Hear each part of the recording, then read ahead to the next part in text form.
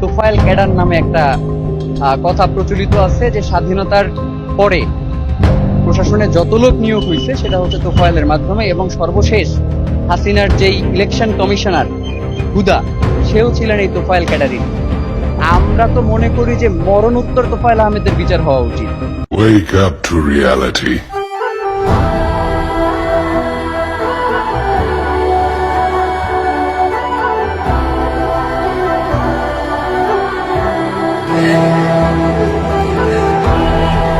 বাংলাদেশ যতদিন থাকবে তোফায়েল ভাইয়ের স্মৃতি মানুষের মনে ততদিনই থাকবে। খুব ভালো লাগতো আমার। কোনো একটা জিনিস খাইতে গেলে আগে কইছে আমার বিদ্যারে দিয়ে এলো, আমার করে দিয়ে এলো, ওই শেষে আমার করে দিছে। তোফায়েল ভাই একজন সত্যিকার অর্থে সাদা মনের মানুষ ছিলেন।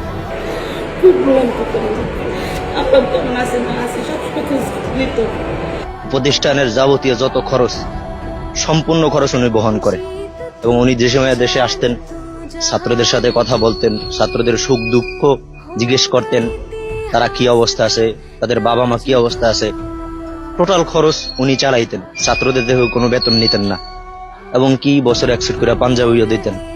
তোফায়েলের আত্মার শান্তি কামনা করছি।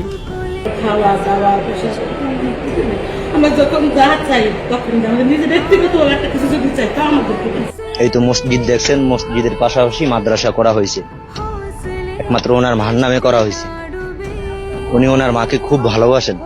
মূল্যায়ন তো আমাদের অনেক মূল্যায়ন দিই আমরা, যেন বৃদ্ধাশ্রমে নাকি বাড়ি করে আমরা তো সুন্দর না, আমাদের এত মূল্যায়ন করে দিলে সবাই।